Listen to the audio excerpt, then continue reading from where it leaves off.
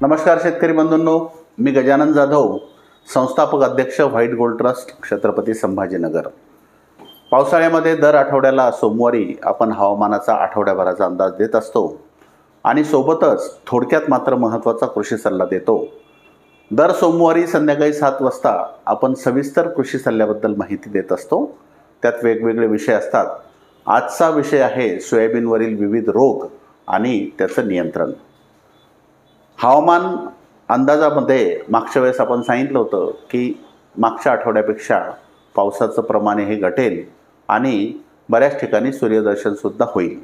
आता या आठवड्यामध्ये जर आपण पाहिलं तर या आठवड्यात शुक्रवार दिनांक 16 ऑगस्टपर्यंत राज्यात विविध ठिकाणी आपल्याला पावसामध्ये अजून घट पाहायला मिळेल आणि तापमानात सुद्धा वाढ होईल आणि या दरम्यान सकाळच्या वेळेत सूर्यदर्शन होण्याच्या स्थितीत सुद्धा वाढ होईल। म्हणजे मागच्या आठवड्यापेक्षाही पावसाचं प्रमाण या आठवड्यात कमी होईल। मागच्या आठवड्यापेक्षाही तापमानामध्ये या आठवड्यात वाढ होईल आणि सूर्यदर्शन जास्त वेळ सकाळच्या वेळेला सगळीकडे जवळपास सूर्यदर्शन होईल। मात्र दुपारनंतर काही ठिकाणी अंशतः ढगाळ वातावरण राहण्याची शक्यता आहे। सगळीकडेच नाही, अंशतः ढगाळ वातावरण काही ठिकाणी राहू शकते आणि क्वचित ठिकाणी एखाद दुसऱ्या ठिकाणी, एखाद्या जिल्ह्यात एखाद दुसऱ्या ठिकाणी 2-4 गावात 8 गावात 1 ते 2 मिलीमीटरची हलकी सरी, श्रावण सरी ज्याला म्हणतात, किंवा सडा शिंपडल्यासारखा पाऊस फक्त अपेक्षित आहे। मात्र क्वचित ठिकाणी खूप कमी प्रमाणात हलका पावसाच्या सरी पडू शकतात। म्हणजे एकंदरीत जर तसं पाहिलं तर हा आठवडा 16 तारखेपर्यंत, तरी किमान 16 तारखेपर्यंत हे आठवडा कोरडाच आहे। होऊ शकतं पुढचे 1-2 दिवसही या आठवड्यातले कोरडे जातील। मात्र जर काही अपडेट आलं, काही हवामानात बदल झालं तर 16 तारखेनंतर होईल, तर त्याच्या आधी तुम्हाला आम्ही कल्पना देऊ। तर बऱ्याच शेतकऱ्यांचं जास्त पावसामुळं, कंटिन्युअसच्या पावसामुळं बरेच कामं हे थांबून राहिले होते, निंदणं राहिले होते, फवारण्या राहिल्या होत्या, सगळं मशागतीचे कामं राहिले होते। ते शेतकरी 16 तारखेपर्यंत लवकरात लवकर हे कामं सगळे करू शकतात। त्यानंतर आपण अत्यंत महत्त्वाचा पण कमी वेळेत थोडक्या शब्दात कृषी सल्ला पाहूया। सोयाबीनमध्ये काय झालं, यावर्षी 2 प्रकारची परिस्थिती आहे। एक, ज्यांची वेळेवर पेरणी झाली, साधारणतः 20 जून, 22-25 जूनपर्यंत पेरण्या झाल्या, त्या सोयाबीनची वाढ चांगली आहे, तिथे फुलं लागली आहेत आणि चलपावर सुद्धा सोयाबीन आहे, शेंगात कन्व्हर्शनसुद्धा होत आहे। आणि दुसरं म्हणजे ज्यांची एक तर म्हणजे पेरणी उशिरा झाली, साधारणतः 20 जुलै 25 जुलैच्या 20 जून 25 जूनच्या नंतर जुलैमध्ये पेरणी झाली, एक तर उशिराही पेरणी झाली। काही ठिकाणी जास्त पावसामुळं सुद्धा वाढ ही थांबलेली आहे। बऱ्याच ठिकाणी शेतकऱ्यांना जास्त पावसामुळं शेतात पाणी साचलेलं असल्यामुळं इच्छा असून सुद्धा सोयाबीनवर एकही फवारा झालेला नाही किंवा एखादा फवारा झालेला आहे। मग अशा परिस्थितीमध्ये आपण 2 भाग करू की ज्यांची लवकर पेरणी होऊन फूल आणि शेंगा अवस्थेत सोयाबीन आहे आणि ज्याची उशिरा पेरणी झाली किंवा जास्त पावसामुळे सोयाबीनची वाढ कमी झाली आणि तिथं फवारणी झाली नाही किंवा एखादी फवारणी झाली, अशा 2 वेगवेगळे भाग करून कोणत्या परिस्थितीमध्ये आपण काय वापरायला पाहिजे याच्याबद्दल माहिती घेऊया। तर पहिली किंवा दुसरी फवारणी असल्यास, अशा ठिकाणी जिथे फवारणी शक्य झाली नाही पावसामुळे, जास्त पावसामुळे किंवा कुठल्याही कारणामुळं, पहिलीच फवारणी किंवा दुसरी फवारणी, मग अशा शेतकऱ्यांनी फवारणीमध्ये काय घ्यायचं, तर तिथे अळीच्या नियंत्रणासाठी सगळी अळी, आता सध्या सोयाबीनवर पानं खाणारी अळी आहे, त्यानंतर केसाळ अळी आहे, उंट अळी आहे, अशा 2-3 प्रकारच्या अळी आहेत। तर त्याच्यासाठी तुम्ही रावडी 10 ते 15 मिली घेऊ शकता किंवा मस्केट जे आहे आपलं, हे सुद्धा एक खूप चांगलं उत्पादन आहे, सगळ्या प्रकारच्या अळ्यांना कंट्रोल करू शकतं। 30 मिली मस्केट घेऊ शकता। याच्या आधी रावडी घेतलं नसेल तर रावडीच घ्या, जर रावडी घेतला असेल तर मस्केट 30 मिली किंवा सिंजो 7 मिली, हे 3 पैकी कोणतंही एक अळीनाशक तुम्ही तिथे घ्या। याच्यासोबत काय झालं की बऱ्याच ठिकाणी सोयाबीनवर मोठ्या प्रमाणात पांढऱ्या माशीचा प्रादुर्भाव आढळतोय। ही पांढरी माशी येलो मोझॅक नावाच्या रोगाचा प्रसार करते आणि काही ठिकाणी येलो मोझॅकचा आणि हिरव्या मोझॅकचा सुद्धा प्रादुर्भाव आहे।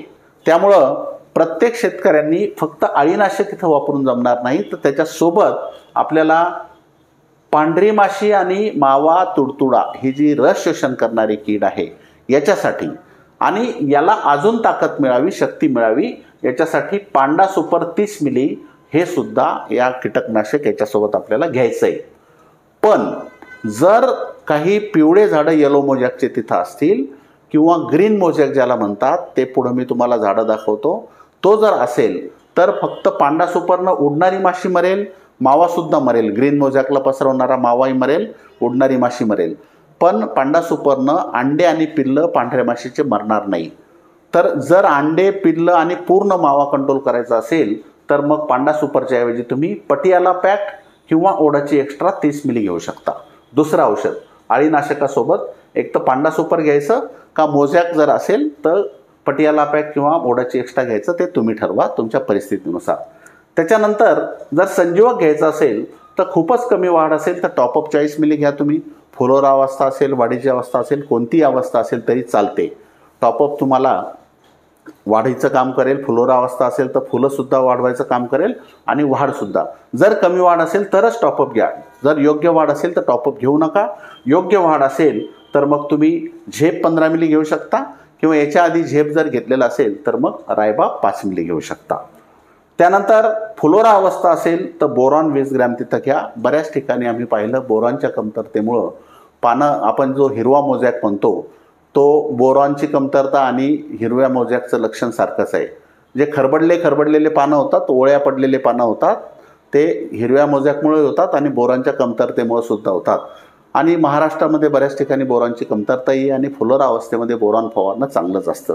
तर बोरॉन 20 ग्रॅम घेऊ शकता तुम्ही किंवा बूस्ट बोर, म्हणजे बूस्टरचं घेतलं तर बूस्ट बोर नावानं आहे किंवा चांगल्या कुठल्याही कंपनीचं, रॅलीचं येतं बोरॉन किंवा अजून चांगल्या कंपनीचं बोरॉन 20 ग्रॅम तुम्ही तिथं घेऊ शकता. आणि बुरशीनाशकसुद्धा आता आपल्याला घ्यावं लागेल, कारण सततचा पाऊस होता, दमट वातावरण होतं, बऱ्याच ठिकाणी पानावर डागं पडलेले आहेत, काही बुरशीचा प्रादुर्भाव तिथं होण्याची शक्यता आहे.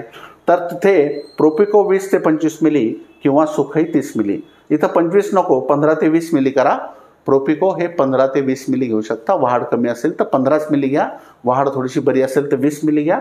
नाही तर सुखई 30 मिली घ्या. या पद्धतीनं या फवारणीमध्ये एक अळीनाशक, एक रस शोषण करणाऱ्या किडीसाठी दोन्हीसुद्धा महत्त्वाचं आहे. तुम्हाला संजीवक घ्यायचं असेल तर घ्या, नाहीतर नसेल वापरायचं तर काही तुमची इच्छा आहे. बोरॉन तुम्ही घेतलेला फायदाच आहे आणि बुरशीनाशक तुम्हाला तिथे घेणं गरजेचं आहे. हा फवारा जर पहिला किंवा दुसरा फवारा असेल तर. जर शेवटचा फवारा असेल, जिथं वाढ व्यवस्थित आहे, फुलंही लागली आहेत, सल्पं लागत आहेत, शेंगा लागत आहेत, असा म्हणजे ज्या शेतकऱ्यांच्या पेरण्या साधारणतः 15 जूनच्या 20 जूनच्या दरम्यान झालेल्या आहे, 20 जूनपर्यंत ज्यांच्या पेरण्या झालेल्या आहे त्याला जवळपास 50-55 दिवस झाले अशा सोयाबीनला आता इथून पुढं म्हणजे एक फवारा इथून पुढं एक मला वाटतं 7-8 दिवसामध्ये एक फवारा सगळे शेतकरी करू शकतात. त्याच्यानंतर मात्र सोयाबीनच्या शेतात शेतकरी जात नाही किंवा फवारणीवाला जात नाही. त्यामुळं हा फवारा जर शेवटचा असेल तर आपल्याला कोणत्याही औषधीमध्ये कॉम्प्रोमाइज करायला जमणार नाही. असा फवारा द्यावा लागेल की सगळ्या प्रकारच्या अळीचं दीर्घकाळ नियंत्रण होईल, पांढऱ्या माशीचं दीर्घकाळ नियंत्रण होईल, रोगाचं सुद्धा चांगलं नियंत्रण व्यवस्थापन तिथं होईल. अशा पद्धतीचा फवारा जर शेवटचा फवारा असेल मग इथं रावडी, मस्केट किंवा नाही, इथे चुकलं आहे, इथे व्हिटारा प्लस हे तुम्हाला घ्यायचं आहे. व्हिटारा प्लस 40 मिली.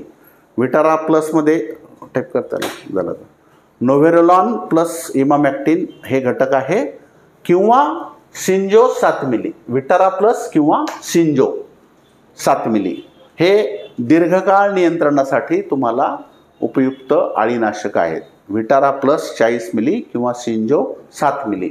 याच्यासोबत तसंच परत रस शोषक करणाऱ्या किडीसाठी असेल नसेल तरी तुम्ही 30 मिली पांडा सुपर घ्या. दोन्ही तिन्ही कामं कराल ते.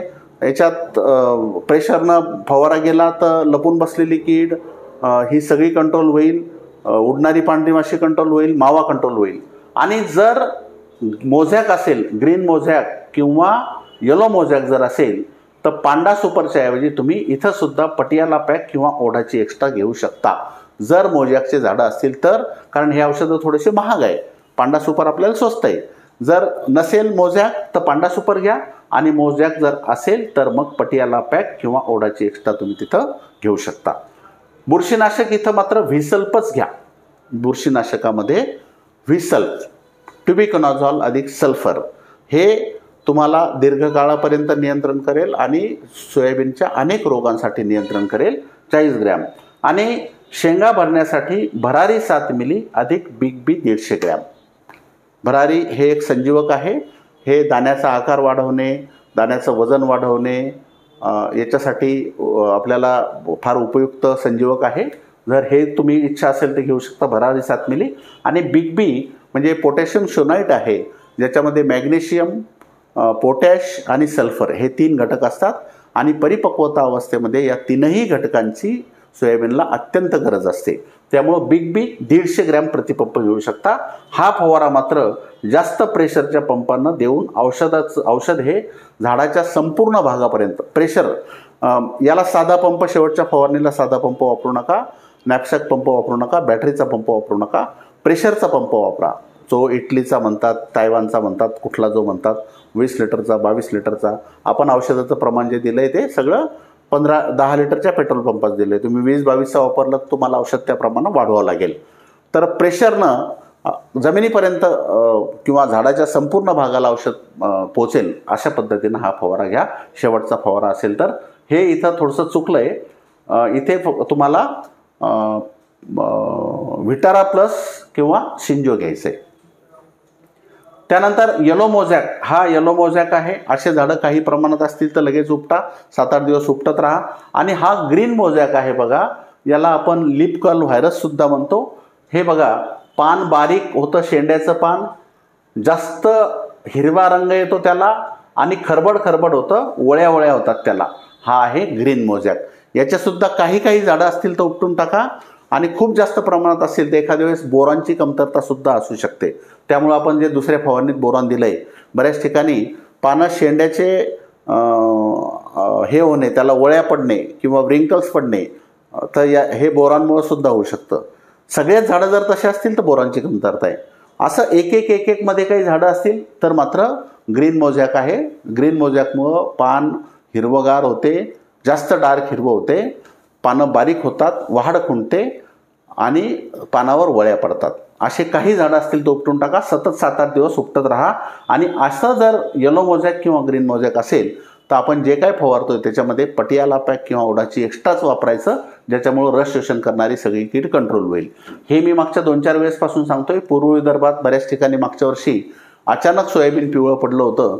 शेतकऱ्यांना वाटलं हा येलो मोझॅक आहे. तो येलो मोझॅक नव्हता, तो चारकोल रॉट होता. असे मुळं आणि खोड सडलं होतं. तर त्याचं नियंत्रण तुम्हाला आल्यावर करता येणार नाही. त्याचं जर तुम्हाला येईल असं वाटत असेल तुमच्या शेतात, येऊ शकतो. कारण त्याची जे स्पोर्स असतात त्याचं बीज जे आहे ते 2-3 वर्षापर्यंत राहते.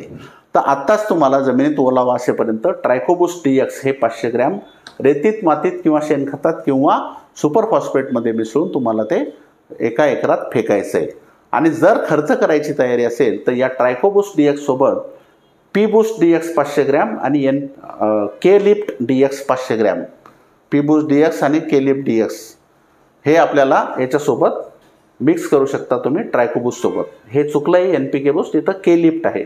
पी बूस्ट DX 500 ग्रॅम आणि के लिफ्ट DX 500 ग्रॅम हे आपण या ट्रायकोबूस्ट सोबत वापरू शकता. त्यानंतर कापसाबद्दल माहिती. कापूस बऱ्याच ठिकाणी विदर्भात जास्त पावसामुळे वाढ खुंटली आहे. आता आपण NPK रायझर 19-19चं ड्रेंचिंग सांगितलं होतं. पाऊस आता थांबलाय. ऊन पडल्यानंतर तिथं वापसा झाल्याबरोबर कापूस जोरानं झपाट्यानं वाढेल. त्यासाठी जर करू शकले तर स्वस्तातली ड्रेंचिंग सांगतो मी. स्वस्तातली रायझर 150 मिली प्रतिपंप, युरिया 200 ग्रॅम आणि सल्फर WD 50 ग्रॅम. हे कमी खर्चातली ड्रेंचिंग आहे. हे तुम्ही करू शकता. सल्फरमुळं लवकर वापसा स्थिती येईल, युरियामुळं लवकर वाढ होईल आणि रायझरमुळं मुळांचा विकास होईल. जर तुम्ही NPK वगैरे आणून ठेवलं असेल तर तेही करू शकता. मग सल्फर टाकू नका. कमी वाढलेल्या व पाते नसलेल्या कापसावर सर्व रसशोषक किडींच्या नियंत्रणासाठी आपण आसिफेट अधिक्रिया सांगितलं होतं. तो फवारा झाला असेल तुमचा, अजून कीड असेल किंवा ते नाही घेतलं तुम्हाला, आता फवारा द्यायचा आहे.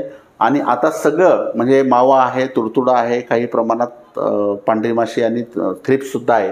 तर डिझायर 30 मिली अधिक नोव्हेक्ट, हे नोव्हेक्ट नवीन उत्पादन आहे. याच्यामध्ये आसिफेट प्लस बिप्रोफेंजिन आहे. खूप सुंदर उत्पादन आहे. तुडतुडा आणि मावा या 2 किडींच्या नियंत्रणासाठी खूप सुंदर ते काम करतं.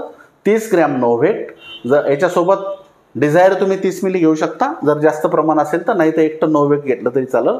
कमी वाढ असल्यामुळं टॉपअप 40 मिली आणि सल्फर WDG 20 ग्रॅम, इथं सुद्धा तुम्ही सल्फर फवारणीत सुद्धा वापरू शकता. याच्यामुळं किडीला तर प्रतिकार होईलच, पण हिरवेपणा पिकामध्ये लवकर येईल, वाढ करायला लवकर, अन्नद्रव्याचं उचलल्यानं लवकर होईल. तर कमी वाढलेल्या कापसाला हा फवारा, हे ड्रेंचिंग तुम्ही द्या.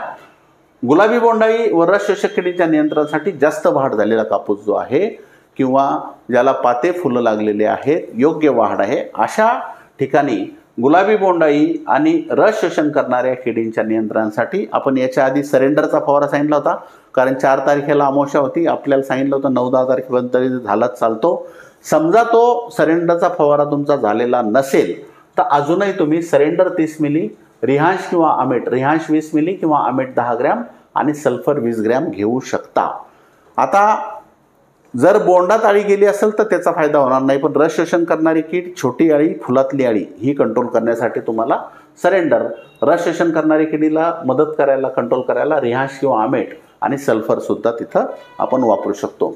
जर हा फवारा झाला आणि त्याच्या पुढचा फवारा घ्यायचा आहे, पुढच्या 8-10 दिवसात फवारा घ्यायचा असेल, तर मग तुम्ही रस शोषण करणाऱ्या किडीसाठी नोव्हेट हे आपण नवीन उत्पादन आणलंय, खास कापूस उत्पादक शेतकऱ्यांसाठी, मावा तुडतुडा या किडीच्या नियंत्रणासाठी 30 ग्रॅम नोव्हेट. आणि आळीसाठी मस्केट सुद्धा हे एक नवीन उत्पादन आहे. कारण आता बऱ्याच ठिकाणी पाते अळी आहे, म्हणजे गुलाबी बोंडाळी तर आहेच, पण पाते अळीची सुद्धा प्रादुर्भाव बऱ्याच ठिकाणी दिसतोय. त्या पाते अळीला नियंत्रित करण्यासाठी, सोबतच थ्रिप्स जरी वाढला तुमचा 2-4 दिवसामध्ये, त्याला सुद्धा नियंत्रित करण्यासाठी मस्केट हे खूप सुंदर प्रोडक्ट आहे. मस्केट 30 मिली. इतर मावा तुडतुड्याच्या नियंत्रणासाठी तुम्ही 30 ग्रॅम नोव्हेट घेऊ शकता. पाते फुलासाठी झेप किंवा रायबा, आधी झेप घेतला असेल तर नंतर रायबा घेऊ शकता. आणि जर चांगली वाढ असेल, व्यवस्थित फाते फुलं किंवा प्री मान्सूनचा कापूस असेल, सगळं व्यवस्थित असेल, तर सूक्ष्म अन्नद्रव्य परिस्पर्श, किंवा जर परिस्पर्श नाही मिळालं तर एखाद्या चांगल्या गुणवत्तेचं, चांगल्या कंपनीचं, रानडे म्हणा किंवा वनिता म्हणा किंवा अजून चांगल्या कंपनीचं ॲरिसचं तुम्ही मायक्रोन्यूट्रिएंट वापरू शकता. इथं 20 ग्रॅम. 50 दिवसापेक्षा जास्त वाढलेल्या कापसाला आपण आधी ड्रेंचिंग सांगितलं होतं, NPK बूस्ट DX. 2 ड्रेंचिंग मी कापसाला सांगितले. वाढीच्या अवस्थेमध्ये किंवा कमी वाढ असेल तर NPK बूस्ट DX पातं फुलं लागेपर्यंत, आणि 50 दिवसाच्या पुढे जर गेला असेल तर तुम्ही दुसरी ड्रेंचिंग NPK तर करू शकता, पण त्या 50 दिवसाच्या पुढे फॉस्फरस आणि पोटॅशची जास्त गरज असते. आणि स्फुरद विरघळणारे जीवाणू म्हणजे PSB म्हणजे पी बूस्ट DX अर्धा किलो, आणि पोटॅश मोबिलायझिंग बॅक्टेरिया KMB म्हणजे K-लिप DX अर्धा किलो, असं तुम्ही रासायनिक खतामध्ये मिक्स करू शकता. अर्धा किलो ड्रेंचिंग करू शकता. या कोणत्या तरी पद्धतीनं चांगल्या वाढलेल्या पाते फुलं असलेल्या कापसाला पी बूस्ट DX आणि K-लिप DXचं तुम्ही वापर केला पाहिजे, अर्धा किलोचा. त्यानंतर पाते लागल्यानंतर लाईट ट्रॅप लावा. याच्याबद्दल अनेक वेळा सांगितलं मी. फुलं तपासा, अशा डोमकळ्या जर असतील तर याच्यात नक्की अळी आहे, त्या तोडून घ्या. आणि खताची मात्रा दिली नसेल तर ताबडतोब खताची मात्रा द्या. तुरीमध्ये बऱ्याच ठिकाणी पिवळ्या पडल्या आहेत तुरी, आता वापसा स्थिती आली तर त्या सुधारतील. आणि त्याला जर ड्रेंचिंग करायचं असेल तर रायझर 150, 19-19, 200, सल्फर WDG 50, वापसा स्थिती लवकर येण्यासाठी पिवळ्या पडलेल्या तुरीला. नाही तर मग तुम्ही आपलं याचं ड्रेंचिंग तर जे आपण ट्रायकोडर्मा सांगितलं, त्या ट्रायकोडर्मा 19-19 आणि NPK टाकू शकता. तुरीवर काही ठिकाणी पानं गुंडाळणारी अळीचा प्रादुर्भाव जास्त असेल तर, कमी असेल तर नाही, जास्त असेल तर सरेंडर 30 मिली आणि सोबत सल्फर 20 ग्रॅम घ्या. सल्फर हे इथं कोळीनाशकाचं काम करेल. जो कोळी तुमचा वांज रोगाचा प्रसार करतो त्याला आपोआप इथं आळा बसेल. या महिन्यात झालं तर ठीक आहे, नाही तर सप्टेंबरच्या महिन्यात आपल्याला त्यातल्या त्यात मराठवाड्यामध्ये, त्यातल्या त्यात नगर, संभाजीनगर, बीड, जालना जिल्ह्यामध्ये आपल्याला सल्फरचा फवारा घ्यायचा आहे, कारण वांज रोगाचा प्रादुर्भाव या भागात जास्त आहे. त्यानंतर काही जागी फांदीवर डाग पडून तुरीचे झाडं वाळत आहेत. जो फायटोप्थेरा ब्लाइट ज्याला म्हणतो आपण, फांदीमर, तो रोग काही ठिकाणी दिसणं चालू झाला आहे.